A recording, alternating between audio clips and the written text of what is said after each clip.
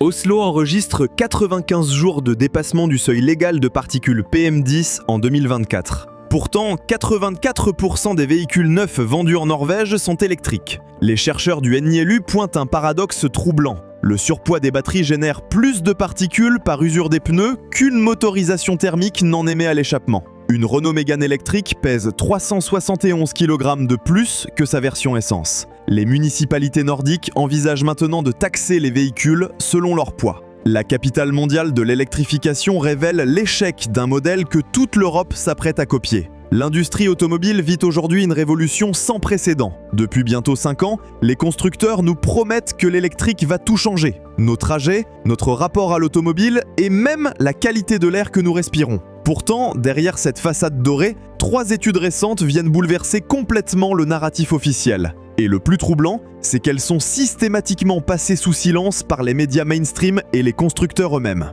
Ces 3 rapports, publiés entre 2024 et 2025, révèlent une réalité bien différente de ce qu'on nous raconte. Le premier concerne la pollution urbaine et démontre que les particules fines ne disparaissent pas avec l'électrique, bien au contraire. Le second analyse la fiabilité réelle de ces véhicules, avec des chiffres qui font froid dans le dos. Le troisième décortique l'économie derrière cette transition. Et là aussi, les révélations sont édifiantes. Vous allez découvrir pourquoi l'industrie automobile tremble face à ces révélations, pourquoi ces données sont systématiquement occultées par les médias mainstream. Aujourd'hui, nous allons décrypter ensemble ces 3 études qui remettent en question tout ce qu'on nous assène depuis des années sur l'électrique. Parce que la vérité, elle ne se trouve pas dans les communiqués de presse des constructeurs, mais dans les données de terrain, les mesures indépendantes et les retours d'expérience des utilisateurs réels.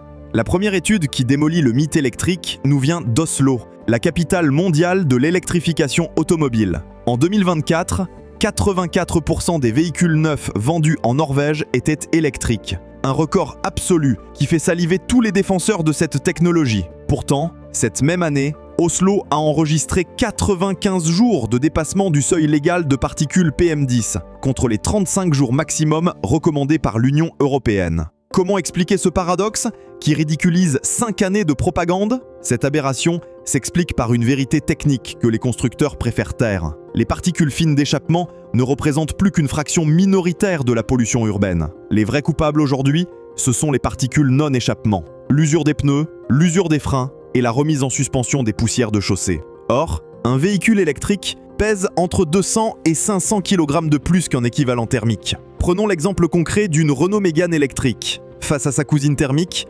l'électrique affiche 1721 kg sur la balance contre 1350 kg pour la version essence. 371 kg de plus. Ces kilogrammes supplémentaires génèrent une usure des pneus majorée de 15 à 20% selon les études de l'OECD publiées en 2024 sur l'évaluation environnementale des transports non-échappement. Plus lourd, le véhicule électrique compacte davantage le revêtement, créant plus de particules fines par remise en suspension. L'Institut norvégien de recherche atmosphérique, NILU, a publié en mars 2024 une analyse détaillée de ce paradoxe oslovien. Malgré l'électrification massive, les concentrations de PM2,5 et PM10 restent problématiques dans le centre-ville. Les chercheurs pointent directement du doigt le surpoids des véhicules électriques et l'augmentation du trafic global encouragée par la gratuité des péages et parkings pour les électriques. Cette réalité pousse aujourd'hui la municipalité d'Oslo à durcir encore ses restrictions. L'Agence européenne pour l'environnement confirme cette tendance dans son rapport 2024 sur la qualité de l'air urbain. Dans les métropoles européennes les plus électrifiées, la baisse des émissions d'échappement est largement compensée par l'augmentation des particules d'usure. Amsterdam, qui suit de modèle norvégien, observe le même phénomène depuis 2023. Cette première analyse révèle donc un mensonge fondamental de l'industrie électrique. L'électrique n'améliore pas la qualité de l'air urbain si on ne s'attaque pas simultanément au poids des véhicules et au volume de trafic. Pire, en encourageant l'achat de SUV électriques toujours plus lourds, on aggrave le problème. Un Tesla Model X, par exemple, pèse plus de 2400 kg, soit l'équivalent de 15 passagers supplémentaires par rapport à une citadine thermique classique. La deuxième étude, qui fait trembler l'industrie, concerne la fiabilité réelle des véhicules électriques. Consumer Reports, l'organisme américain de référence en matière de fiabilité automobile, a publié en novembre 2024 son classement annuel. Les résultats sont sans appel. 6 des 10 marques les moins fiables sont spécialisées dans l'électrique. Rivian occupe la dernière place, avec un score catastrophique de 42 sur 100. Tandis qu'un certain constructeur californien, pourtant présenté comme le précurseur de l'électrique, figure en 6e position des marques les moins fiables sur les 22 étudiées. Pour comparaison, Toyota et Lexus, avec leur motorisation hybride éprouvée, dominent toujours le classement de fiabilité avec des scores de 81 et 78 sur 100. En Europe, l'ADAC, l'Automobile Club allemand, apporte de précisions troublantes. Leur étude 2024 sur les pannes révèle que l'Ioniq 5, pourtant plébiscité par la presse spécialisée, enregistre 22,4 pannes pour 1000 véhicules, un score déplorable qui place cette référence coréenne parmi les modèles les plus problématiques du marché européen. Par comparaison, une Toyota Yaris Cross affiche seulement 8,3 pannes pour 1000 véhicules. Mais le plus révélateur, ce sont les types de pannes recensées. Contrairement aux véhicules thermiques où les défaillances mécaniques dominent, l'électrique souffre massivement de problèmes électroniques complexes. Batterie 12 volts défaillante, chargeurs embarqués capricieux, système de gestion batterie imprévisible, sans compter les systèmes d'aide à la conduite devenus omniprésents et particulièrement défaillants sur les modèles électriques. Le freinage fantôme illustre parfaitement cette problématique. En France, plus de 300 signalements officiels ont été enregistrés en 2024 et 2025 concernant des freinages automatiques d'urgence intempestifs, des véhicules qui passent brutalement de 100 km/h à l'arrêt complet sans aucun obstacle détecté. Le phénomène touche particulièrement les nouvelles générations dotées de caméras et radars mal calibrés qui confondent les ombres de pont avec des obstacles ou interprètent mal les reflets sur chaussées mouillées. En Australie, une action collective est en cours contre un constructeur américain depuis mai 2021, rassemblant des milliers de propriétaires victimes de ces freinages fantômes. L'étude de fiabilité Which, publiée au Royaume-Uni en septembre 2024, enfonce le clou. MG, marque chinoise, devenue leader européen de l'électrique abordable, termine dernière, avec un score de 76,9 sur 100. Pire encore, 30% des propriétaires de MG rapportent des problèmes et 68% de leurs véhicules passent plus d'une semaine en atelier lors des réparations. Cette cascade de défaillances prouve une industrie qui a mis la charrue avant les bœufs. Pressés par les réglementations européennes et la course aux parts de marché, les constructeurs commercialisent des véhicules dont la maturité technologique laisse à désirer. Le consommateur paye le prix fort pour essuyer les plâtres d'une industrie en transition forcée. La troisième étude qui met à mal le mythe électrique concerne l'aspect économique. Autovista 24, référence européenne en matière de valeur résiduelle automobile, a publié en décembre 2024 une analyse sans concession sur la décote des véhicules électriques. Les chiffres donnent le vertige et révèlent l'ampleur de la catastrophe financière pour les premiers acheteurs. Une Renault Zoé, achetée 33 000 € en 2020 hors bonus écologique, ne vaut plus que 8 000 à 12 000 € aujourd'hui, soit une perte de valeur supérieure à 60% en seulement 4 ans. Une décote 2 fois plus rapide qu'un véhicule thermique équivalent, comme une Clio qui conserve encore 40% de sa valeur initiale après la même période. Même constat pour la Tesla Model 3, de 43 000 à 59 000 € à son lancement en 2021, elle se négocie aujourd'hui à partir de 25 000 € sur le marché de l'occasion. Cette chute libre s'explique par 3 causes mortelles qui convergent. D'abord, l'évolution technologique rapide des batteries rend obsolètes les générations précédentes. Une voiture électrique de 2020 avec 150 km d'autonomie WLTP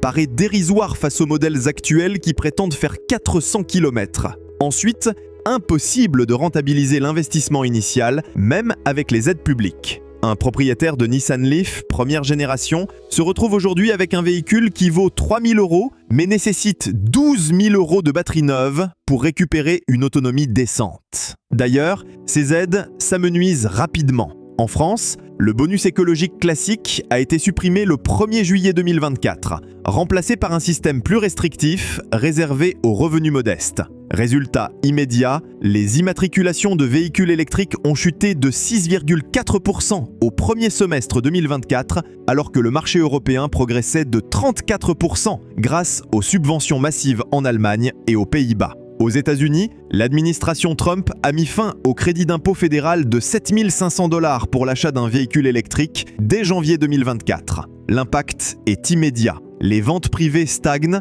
seules les flottes d'entreprises maintiennent le marché à flot grâce aux avantages fiscaux spécifiques. Cette dépendance aux subventions révèle la fragilité économique intrinsèque de l'électrique. Les coûts périphériques s'accumulent également. SRA, l'organisme français de référence en matière d'assurance automobile, confirme dans son rapport 2024 que les primes d'assurance des véhicules électriques sont supérieures de 30% à celles des thermiques équivalents. En cause, les coûts de réparation plus élevés et les risques spécifiques liés aux batteries haute tension. L'infrastructure de recharge pose également problème. Les audits indépendants menés en 2024 révèlent que jusqu'à 20% des bornes publiques sont hors service ou en maintenance à tout moment. Pire encore, les tarifs explosent. Recharger sur autoroute coûte désormais plus cher qu'un plein d'essence, selon UFC Que Choisir. Fisker, qui promettait de révolutionner le SUV électrique avec son Océan, a sombré en juin 2024. Ses clients se retrouvent aujourd'hui avec des véhicules orphelins, sans service après-vente ni pièces de rechange. Nikola, le spécialiste américain des poids lourds électriques, a annoncé son Chapter 11 en février 2024, après que son fondateur ait été condamné pour fraude. Cette hécatombe industrielle révèle l'immaturité du secteur. Contrairement à l'automobile thermique, où les technologies sont stabilisées depuis des décennies, l'électrique reste un pari technologique et économique risqué. Les investisseurs commencent à le comprendre, d'où le tarissement des financements pour les startups du secteur. Les levées de fonds pour l'électrique ont chuté de 70% en 2024 par rapport à 2023, selon PwC. Les constructeurs traditionnels corrigent eux aussi le tir, discrètement. Porsche, qui misait tout sur l'électrification, vient d'annoncer le maintien des motorisations thermiques et hybrides sur ses futurs modèles jusqu'en 2035 minimum. BMW, par la voix de son PDG Oliver Zipse, affirme ne jamais vouloir abandonner complètement les moteurs à combustion interne, même après 2035. Stellantis a pur et simplement annulé son projet de Ram 1500 Revolution, un pick-up électrique américain reporté à 3 reprises avant d'être définitivement enterré en septembre 2024. Cette marche arrière généralisée illustre l'impasse technologique et économique dans laquelle s'enfonce l'industrie automobile européenne. Face à cette débâcle annoncée, certains États prennent déjà les devants. L'administration Trump a pur et simplement abrogé toutes les normes électriques fédérales et rétabli les subventions aux énergies fossiles. La Pologne négocie un report des normes européennes de 2035. L'Italie, avec Giorgia Meloni, demande officiellement la révision des objectifs de décarbonation automobile. Au-delà des problèmes de fiabilité et de coût, l'électrique se heurte à des limites physiques fondamentales. The Guardian a publié en août 2024 une étude australienne démontrant des écarts de 5 à 23% entre les autonomies annoncées et la réalité. Sur de longs trajets, avec climatisation et vitesse autoroutière, l'écart peut dépasser 30%, transformant un voyage de 400 km en parcours du combattant, avec 2 arrêts de recharge obligatoires. La charge rapide, autre promesse marketing majeure, souffre de limitations thermiques incontournables. Les batteries chauffent les systèmes, brident la puissance et la dégradation s'accélère. Les courbes de charge se dégradent avec l'âge, transformant la recharge 10-80% en 30 minutes en souvenir, après quelques années d'usage intensif. Face à cette débâcle électrique, les constructeurs japonais font figure de modèles de bon sens industriel. Toyota persiste avec ses hybrides éprouvés, qui cumulent désormais plus de 15 millions d'unités produites, sans problème majeur. Honda privilégie la diversification technologique à l'électrification à tout prix. Cette sagesse nippone contraste avec l'hystérie européenne. Pendant que BMW développe encore ses motorisations thermiques et que Porsche maintient l'essence sur ses sportives, l'industrie française sombre dans les injonctions idéologiques de Bruxelles. Le paradoxe est saisissant. Les véhicules les plus fiables du marché européen restent les Toyota Yaris Cross, Honda Jazz et autres citadines à motorisations éprouvées. L'invasion chinoise, facilitée par la transition électrique forcée, pose des questions de souveraineté industrielle. MG, devenu leader européen de l'électrique abordable, avec 30% de véhicules problématiques selon Which, prouve qu'on retrouve les chinoiseries habituelles. BYD, désormais numéro 1 mondial, inonde l'Europe de véhicules électriques subventionnés par Pékin. Cette concurrence déloyale, encouragée par les normes européennes antithermiques, achève de tuer ce qui reste de l'industrie automobile continentale. Dans 10 ans, nos routes seront peuplées de véhicules asiatiques, pendant que nos usines seront transformées en centres commerciaux.